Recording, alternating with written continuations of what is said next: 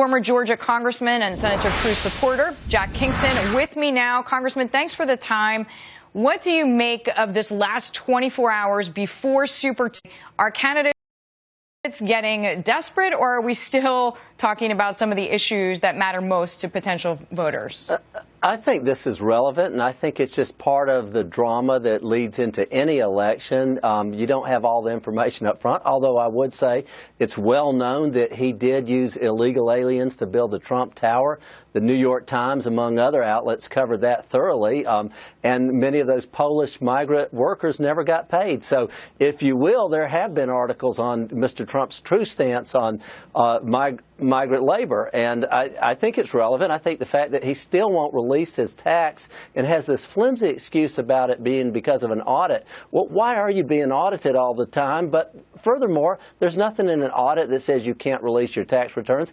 I've had to do that as a candidate. Most candidates have to release their taxes at some point. What is he hiding? Okay, but there is a question of tone that we have seen show up in Senator Cruz's campaign, where you just heard directly from Donald Trump's spokesperson that she says the timing of this discussion, we also just want to underline this point. This is according to a news source, BuzzFeed, which did not have a reporter in the room, does not have a transcript, and is only going off hearsay from somebody who was in the New York Times building at that time. So as Katrina Pearson, Trump's spokesperson, just told us, the timing is rather tricky, 24 hours before Super Tuesday.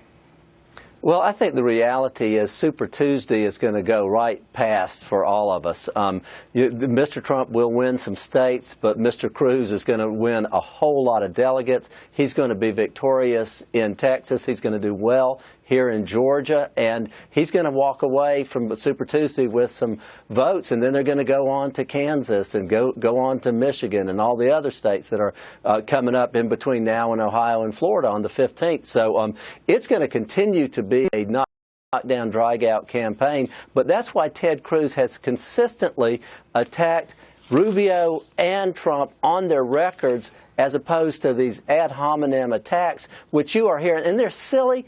They're scary and they're inappropriate. Although the language that we're hearing. Yeah, I agree with you, but some are more substantive. For example, here's Alabama Senator Jeff Sessions yesterday endorsing Donald Trump, which many people thought really hurt Senator Cruz by far the most. Here is Sessions' comment.